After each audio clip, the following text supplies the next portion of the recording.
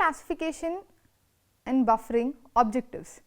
In this chapter, we will be discussing about reclassification, reasons to reclassify data sets, reclass by individual values, reclass by range of values, using reclassification tables, use of reclassification, buffering in GIS, types of buffering, applications of buffering in GIS, reclassification. Reclassification, the process of reassigning one or more in a raster data set to a new output values. There are many reasons to reclassify a raster data. For example, you may want to group together various types of forest into one forest class to simplify the information in the raster, or you want to set specific values to no data to exclude them from analysis.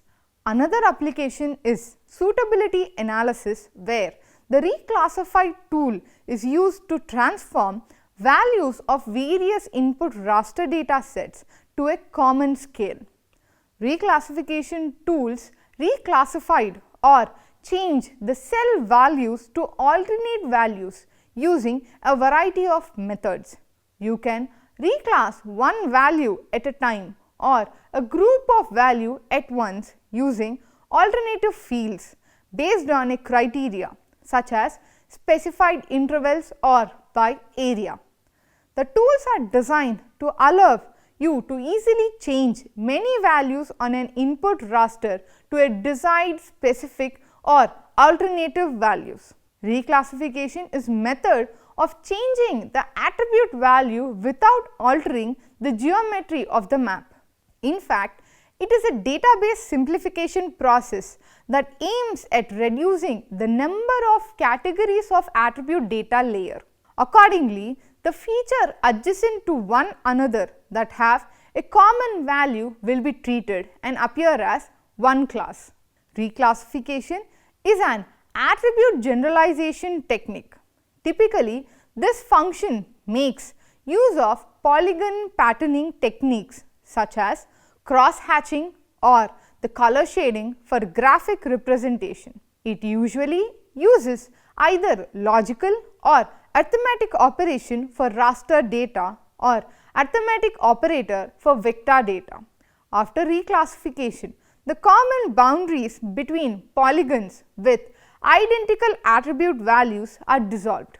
Consequently, the topology will be rebuilt. In a vector-based GIS, boundaries between polygons of common reclassed value are dissolved to create a homogeneous map. The dissolving of map boundaries based on a specific attribute value often results in a new data layer being created. Almost all GIS software provide the capability to easily dissolve boundaries based on the results of the reclassification. Some systems allow the user to create a new data layer for reclassification, while others simply dissolve the boundaries during the data output. The exact process for undertaking a reclassification varies greatly from GIS to GIS. Some will store results of the query in a query set independent from the database management system, while others store the result in the newly created attribute column in the database management system. All reclassification methods are applied to each cell within its own. That is, when applying an alternative value to an existing value, all the reclassification methods apply the alternative value to each cell of the original zone. No classification method applies alternative values to only a portion of an input zone. Reasons to reclassify data sets. Replacing value based on new information. Reclassification is useful when you want to replace the values in the input raster with new values. This could be due to finding out that a value of a cell should be actually be different value. For example, the land use in an area changed over a time. Grouping values together. you may want to simplify the information in the raster. For instance, comment, you may want to group together various types of forest into one forest class. Simplify the information in a raster. For instance, you may want to group together various types of forest into one forest class, or you want to group different types of data under one class. Then reclassifying data is useful. Reclassifying or rescheduling values of a set of raster to a common scale. Another reason to reclassify is to assign values of preference, sensitivity, priority or similar criteria to a raster.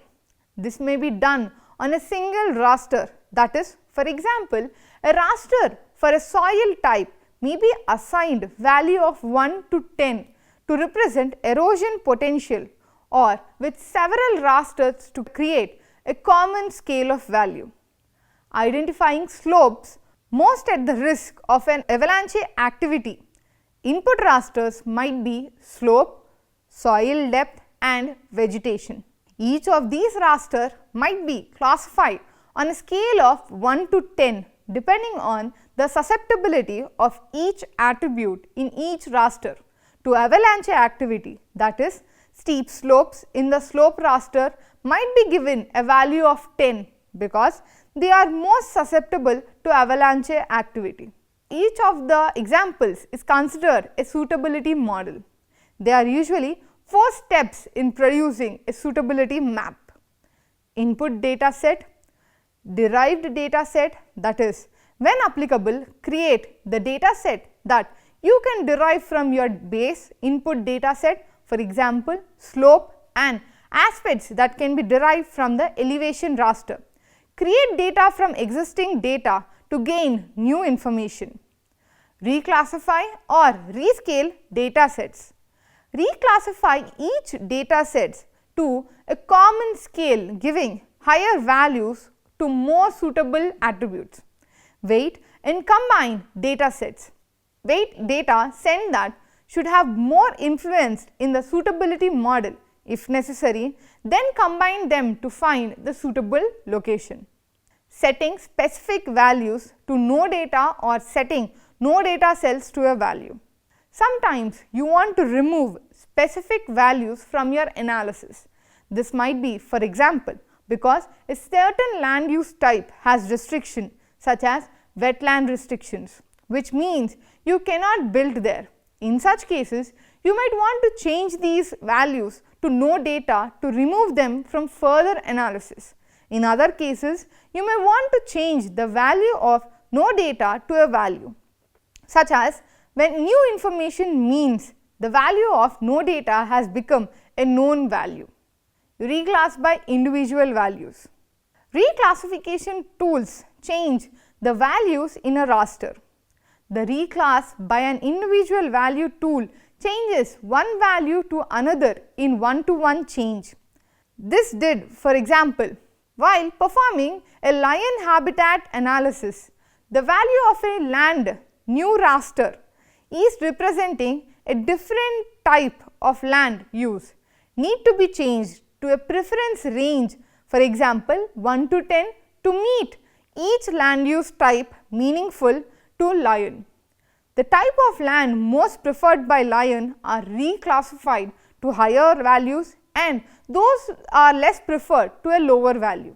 For instance, the forest land use reclassified to 10, the low density residential land use to 5 and the industrial to 1. The reclassifying individual values is usually done when the input values are categorically, for example, land use, or when changing only a few values. Individual values can easily be reclassified through the reclassified tool. The tool dialog box also allows for manual classification methods, further classification of original data. Reclass by range of values. If one wants to reclassify a range of values to an alternative values and another range to a different alternate value. For example, on the input land use raster of a building, site suitability model for a house all residential and human activity values range from 0 to 9. The forest values range from 10 to 19 and the agricultural values range from 20 to 29. One may want to assign a suitability of 1 to the land use values 0 through 9 and land use values between 20 and 30 and 10 to land use values between 10 and 19, that is forest. It could be tedious if one had to explicitly specify each existing land use value and the alternate value since there are many values. The capability to reclassify ranges of values become more critical when we are classifying continuous data. For example, if you were to reclassify elevation value for a bird habitat model, you might reclassify elevation values of 1000 to 1500 meters above sea level to 10, 750 to 1000 to 8 and so forth, since the elevation is a continuous surface. Cell values may include values such as 1005.34, 1324.5, etc. It should be difficult and time consuming to specify each individual elevation value on the input raster and its corresponding alternate values. Also, chances are one would not need to come up because most analysis would be applied to elevation values grouped into ranges.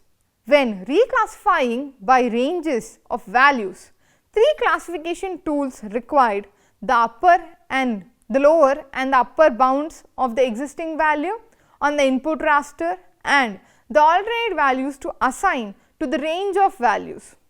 All values on the original raster that fall within the specified range of values will receive the alternate value assigned to that range. The range boundary breaks are handled differently in the various tools. That is, if two ranges are specified such as 1 to 5 equal to 100, 5 to 10 equal to 200 and value 5 will usually be assigned to the value of 100 and 5.01 will be assigned to 200 as output value. Reclassifying ranges of values is usually done when the input value are continuous, for example, elevation or distance, or when changing group of categorical data as in the land use. For example, range of values can easily be reclassified through the reclassify tool. The tool dialog box allows manual, equal interval, defined interval, quantile, natural breaks and standard deviation calculation methods for classifying of the original data using reclassification tables. The reclassification tools enabled to quickly and easily reclassify data using remap or reclassification table. The format of this table allows the mapping of individual values, range of value strings or no data to another value or no data. Geoprocessing tools that utilize remap tables are the reclass by ASCII file and reclass by table tools. Remap tables consist two parts. The first part identify the particular cell value to reclassify and the second part of the cell's reclassified output value. Use of reclassification. If a range of values is to be reclassified, the range should not overlap except at the boundary of two input ranges. Where overlapping occurs, the higher end of the lower input value is inclusive and the lower end of the higher input range is exclusive.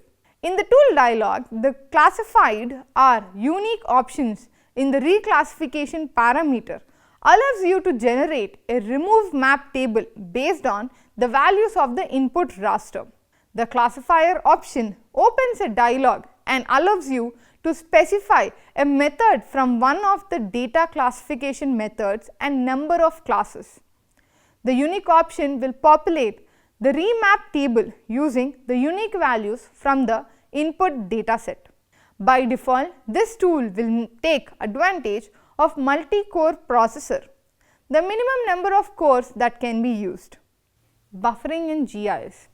Objects in space have their own impact contributed to their surrounding space. Buffering is a process of creation of its own of specified distance called buffer zone. Come on around features such as point line or polygon features. Buffer zone are often set up to protect the environment, protect residential and commercial zone from industrial accidents or natural disaster or to prevent violence. A buffer is a reclassification based on distance, classification of within or without a given proximity. Buffering involves measuring distance outward in the directions from an object. Buffering can be done on three types of vector data, that is point, line and area. The resulting buffer is a polygon file. Most often, buffers are measured in uniform distance. For example, creating a 50-inch buffer around all rivers of buffer based on different distances is called a variable buffer. For example, the noise level surrounded street network may be based on the traffic load.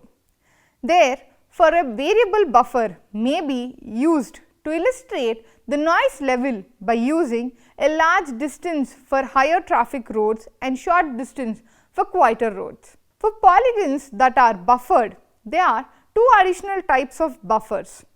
Bidirectional buffers are polygons that are buffered from the boundary outward as well as inward. Setback buffers are polygons that are only buffered from the boundary inwards. Types of buffers.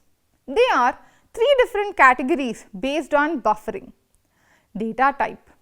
Data type classification in buffering can be subcategorized into point, polygon and polyline. A point type involves the creation of a circular polygon about the point of interest. Buffer distance, in this case, the radius of the polygon can be either the same for each point or the user can define its using attribute table or lookup table. For example, an area covered by mobile tower is an example for point data type buffering. A polygon buffering can be used to create either inner buffer or out of the buffer services. For example, more honking zones around hospital is an example for polygon data type buffering. A polyline is a polygon created at specified width on the side or around a line or its segment. For example, an area to be affected by the construction of a canal. Width. Buffering based on the width is derived into constant and varying buffers.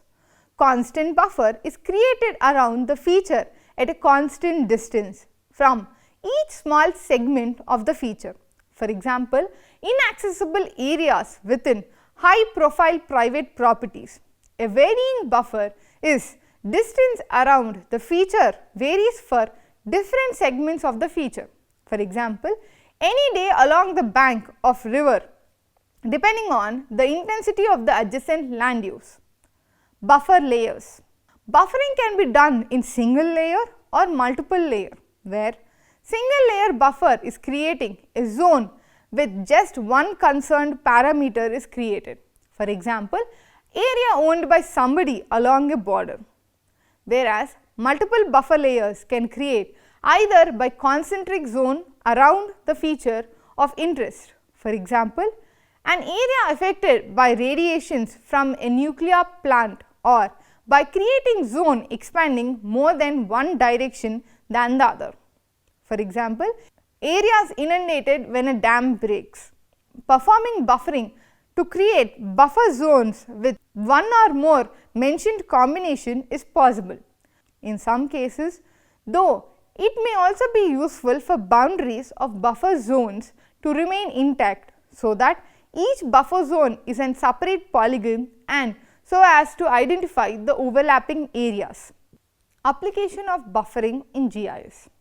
In telecommunication, buffer is a routine or storage medium used to compensate for difference in the rate of flow of data or time of occurrence of event when transferring data from one device to another. Buffering process involves protecting the most important word feature from coming in contact with each other. As a result, they would be protected from the natural disaster or commercial or industrial disturbances. Geographic information system, well known top class technology that provides spatial and statistical measurements, description and analysis to search the information. Though the year of satellite images and geographical map answers to different formulas and problems would be delivered. GIS can be applied in various areas because of its wide scope and function. With the use of point lines and polygon buffering is used in the construction of rails, roads, common buildings and equipment to reduce noise. Few buffering applications are stated: elucidate buffering, network buffering, hybrid buffering, raster buffering, water protection, mapping of the forest area, transportation. Summary: reclassification is a process of reassigning a value, a range of value or a list of values in a raster to a new output. Reclassification is an important process when one needs to combine dissimilar data using a common value scale. The use of reclassified function on their spatial analysis toolbar, there is an option of saving a remap table. This makes it easier to apply the same reclassification to data in the later date. Reclassification is helpful for the map maker because one can reclassify data based on the theme of the map or the point that the map is trying to convey. For example, the large scale map might show more categories than a small scale map. If the map maker wanted to project a large scale map to a small scale, one might decide to reclassify the data to have fewer categories in order to avoid complexity and confusion.